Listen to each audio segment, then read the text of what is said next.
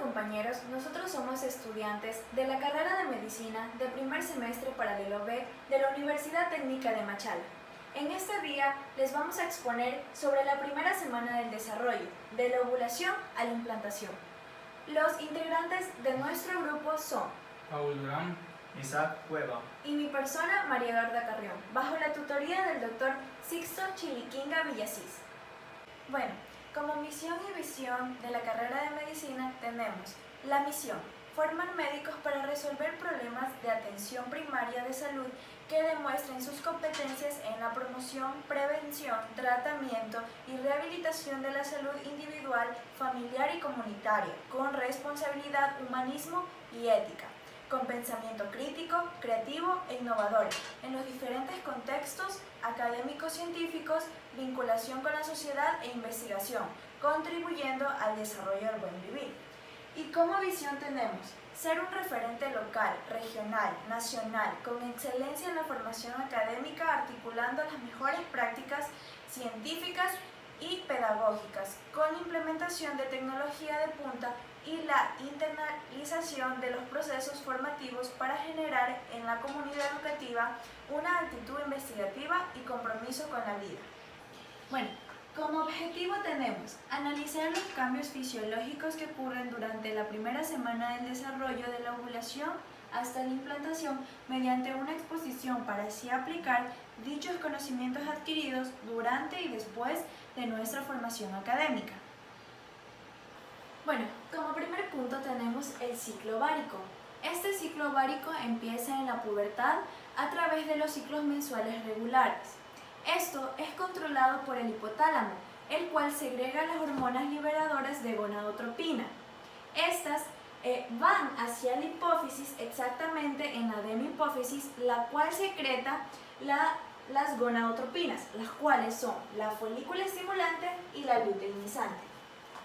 Estas van a actuar en todo el ciclo ovárico y en específico la folícula estimulante va a ayudar a la maduración del folículo, los cuales se va a escoger en esta etapa de 15 a 20 folículos, de los cuales solo uno va a llegar a la maduración completa. Los otros se van a volver atrésicos, es decir, se van a degenerar o se van a morir. También cabe recalcar que sin la folícula estimulante, estas no van a llegar a suceder la maduración completa de los folículos. A su vez, esta hormona va a ayudar a la maduración de las células granulosas, las cuales son las que recubren al ovocito. A su vez, la proliferación de estas células está medida por el factor 9 de diferenciación de transformación del crecimiento. Juntas, la teca interna y las células granulosas producen estrógenos. Las células de la teca interna producen androstenionas y testosterona. Las células granulosas convierten ambas en estrona y estradiol. A raíz de esta producción de estrógenos se va a producir una serie de consecuencias, las cuales son las siguientes. El endometrio uterino entra en la fase folicular o proliferativa. El moco cervical se adelgaza para que pase el espermatozoide. A su vez, el óvulo anterior de la hipófisis recibe estimulación para que segregue la hormona luteinizante. A la mitad del ciclo ocurre una descarga masiva de la hormona luteinizante que eleva las concentraciones del factor promotor de la maduración, lo que hace que los ovocitos completen la meiosis 1 y empiecen la meiosis 2. Por otra parte, estimula la producción de progesterona por las células foliculares del estroma. Provoca también la rotura folicular y da paso a la ovulación. A continuación, hablaremos sobre la ovulación.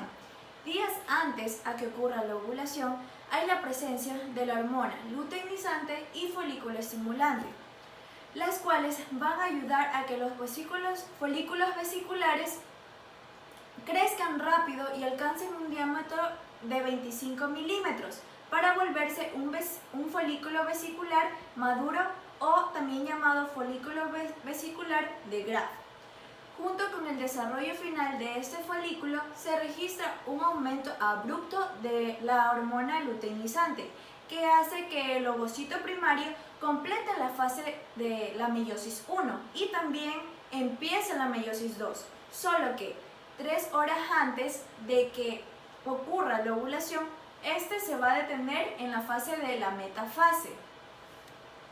Mientras tanto, en la superficie del ovario se registra un bulto, el cual se lo llama estigma. Con la alta concentración de luteinizante, a su vez esta hace que la prostaglandina se eleve y provoca contracciones musculares en la pared del ovario.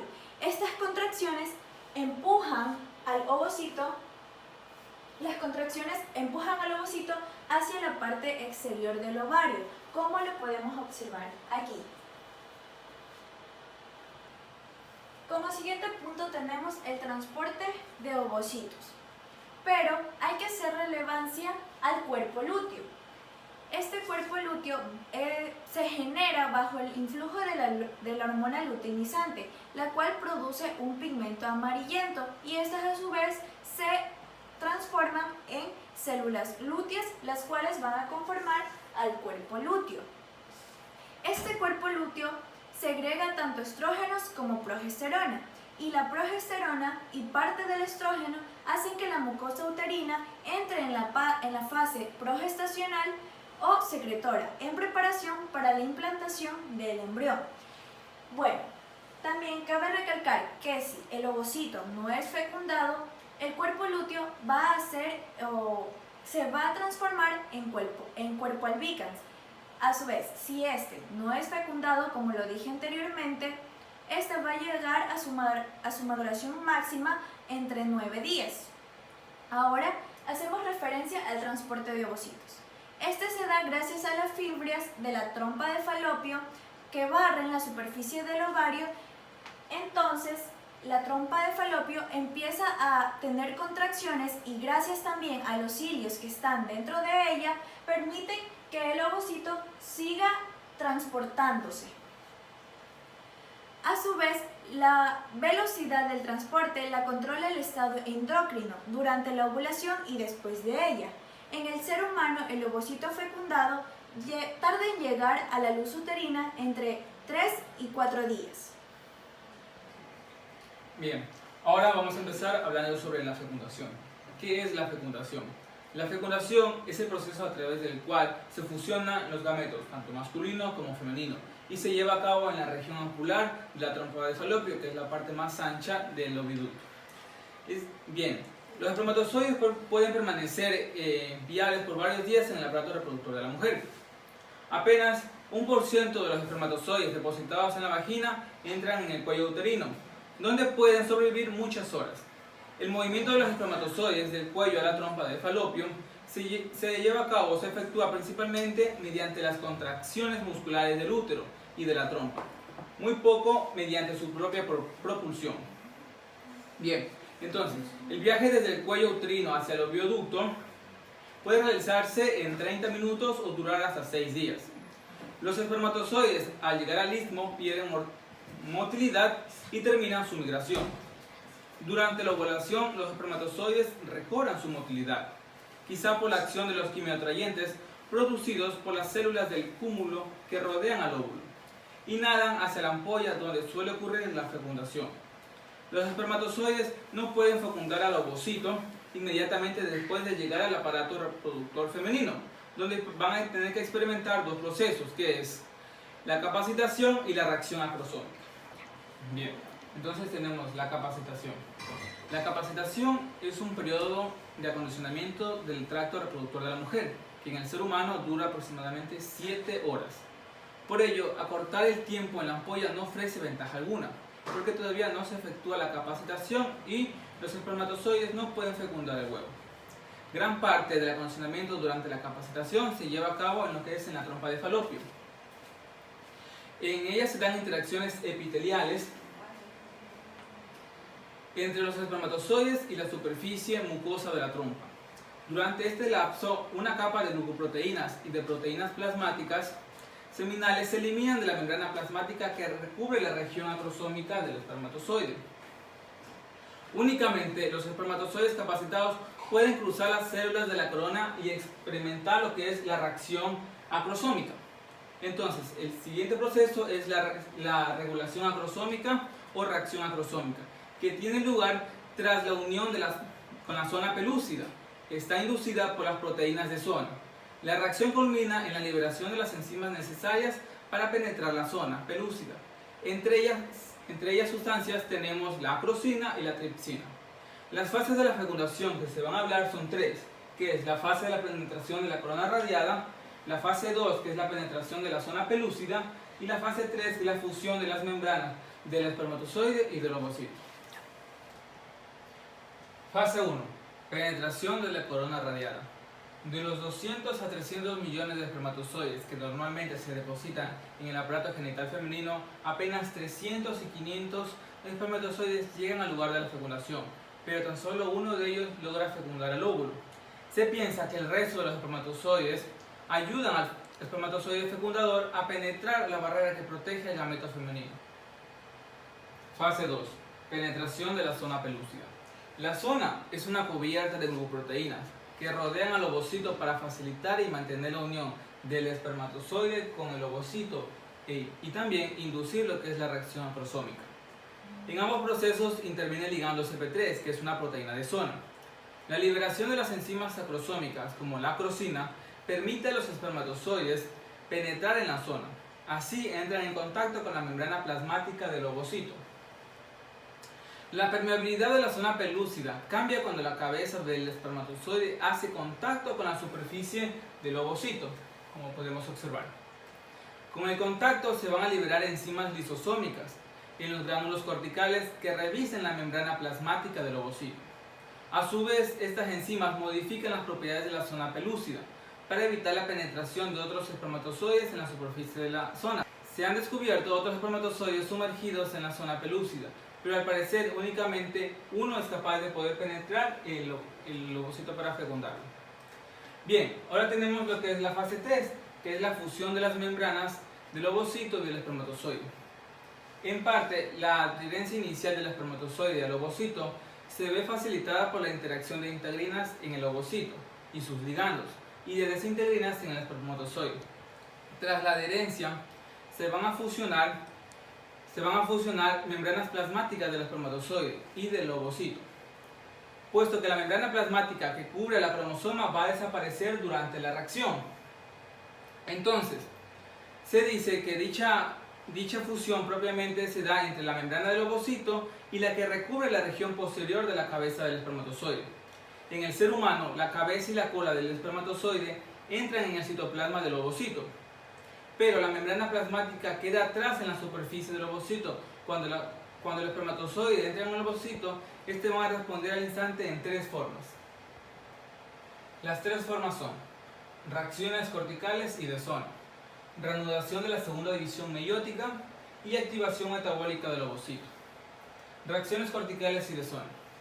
Tras la liberación de los gránulos corticales del ovocito que contienen enzimas lisosómicas, van a suceder dos pasos.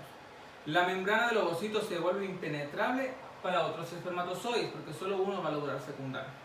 2. La zona pelúcida va a modificar su estructura y su composición para evitar la unión y penetración de otros espermatozoides. Estas reacciones impiden la poliespermia, que es la penetración de más de un espermatozoide en el ovocito. Segundo, que es la reanudación de la segunda división meiótica. El ovocito termina su segunda división meiótica inmediatamente después que entra en el espermatozoide, como podemos observar, después de que entre en el espermatozoide. Se da el nombre del segundo corpúsculo polar a una de las células hijas, que recibe muy poco citoplasma. La otra va a ser el ovocito definitivo. Este es el segundo corpúsculo polar, como podemos observar, y este es el ovocito definitivo, que se lo va a conocer como pronúcleo femenino. Sus cromosomas, que son el 22 más el X, se disponen en un núcleo vesicular denominado pronúcleo femenino. Bien, ahora tenemos la activación metabólica del ovocito. El factor activador probablemente esté en el espermatozoide. La activación incluye los procesos moleculares y celulares iniciales que acompañan a la embriogénesis temprana. Mientras tanto, el espermatozoide avanza hacia adelante hasta que se halla cerca del pronúcleo femenino, como podemos observar aquí. Se acerca a lo que es el pronúcleo femenino. Su núcleo se va a dilatar y va a dar origen a lo que es al pronúcleo masculino. Entonces tenemos dos pronúcleos, el femenino y el masculino. La cola se va a separar y se va a degenerar. Desde el punto de vista morfológico, los pronúcleos masculino y femenino son indistinguibles. Con el tiempo entran en contacto estrecho y pierden sus envoltorios nucleares. Durante el crecimiento de los dos pronúcleos, en ese entonces son ambos haploides, cada uno debe replicar su ADN. De lo contrario, cada célula del cigoto bicelular tendrá solo la mitad de la cantidad normal de ADN. Inmediatamente después de sintetizar el ADN, los cromosomas se organizan en el uso, preparándose para una división meiótica normal, como podemos observar aquí. Los 23 cromosomas maternos y los 23 paternos, que son dobles, se dividen en forma longitudinal en el centrómero. Las cromátidas hermanas se dirigen a los polos opuestos, proporcionando a cada célula del cigoto un número diploide normal de cromosomas y de ADN. Al irse desplazando las cromátidas hermanas hacia los polos opuestos, un surco profundo aparece sobre la superficie de la zona de la célula, dividiendo de manera gradual el citoplasma en dos partes. Y estos son los resultados de la fecundación. Restablecimiento del número diploide de cromosomas. La mitad proveniente del padre y la otra mitad proveniente de la madre. Por tanto, el cigoto contiene una combinación de cromosomas distinta a los progenitores. Segundo, determinación del sexo del nuevo individuo. Un espermatozoide portador de cromosoma X produce un embrión femenino, XX, y un espermatozoide portador de cromosoma Y, un embrión masculino, XY. Por lo tanto, el sexo cromosómico del individuo se decide en lo que es en la fecundación. Y por último tenemos el inicio de la segmentación. El ovocito suele degenerar 24 horas después de la ovulación cuando no se fecunda. Una vez que el cigoto alcanza la fase bicelular, pasa por una serie de divisiones mitóticas, las cuales aumentan el número de células. Este proceso se le llama como segmentación.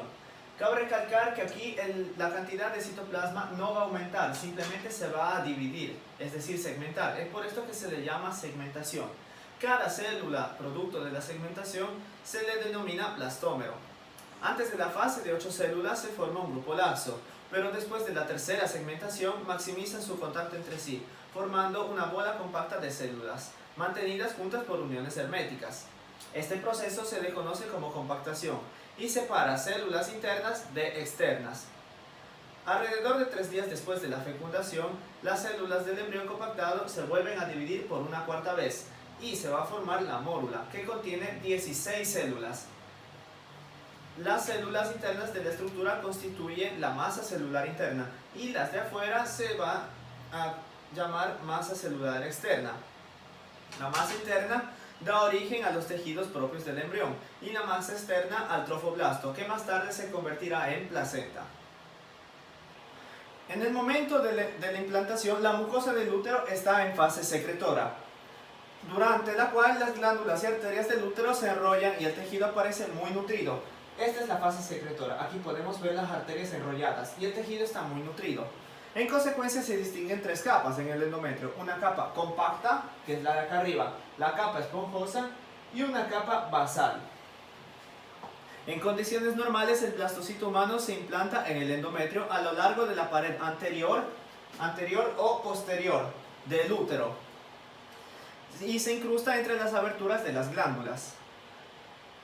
Luego, en caso de que no haya fecundación y va a empezar la fase menstrual, pues tenemos que la sangre se escapa de las arterias, rompiéndose fragmentos del estroma y de las glándulas. En los 3 o 4 días siguientes, las capas compactas y esponjosas se expulsan del útero. La capa basal es la única parte del endometrio que se conserva, ya que aquí tenemos sus propias arterias, que son las arterias basales, y funciona como capa regenerativa en la reconstrucción de las glándulas y arterias, durante la fase proliferativa, donde se van a formar de nuevo la capa esponjosa y la capa compacta. Y así va a ser todo un ciclo de nuevo. Ahora vamos a hablar sobre la formación del blastocito. Pues esto empieza cuando la mórula entra en la cavidad uterina. Pues en este instante empieza a entrar en los espacios intercelulares de la masa interna líquido, el cual poco a poco llegará a confluir y por último aparecerá una cavidad, que va a ser toda esta. Esta cavidad se la va a llamar como blastocele. En este momento el embrión es un blastocito. Las células de la masa interna, es decir, estas que podemos apreciar aquí, se les va a llamar como embrioblasto y están situadas en un polo, mientras que las de la masa externa, que va a ser todas estas, se las va a llamar como trofoblasto, las cuales se aplanan para formar la pared epitelial del blastocito.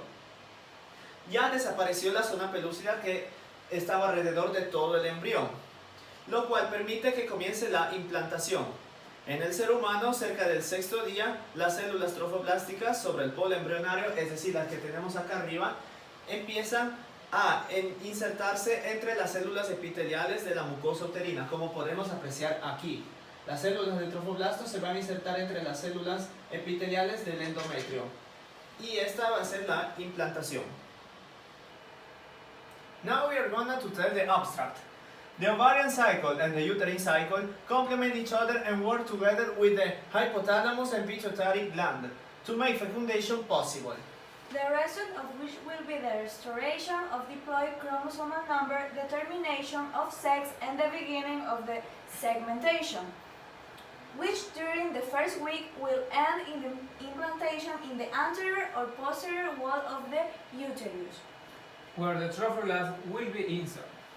All this be possible if a contraceptive doesn't intervene, if one or both parents are not infertile, or a spontaneous abortion doesn't occur.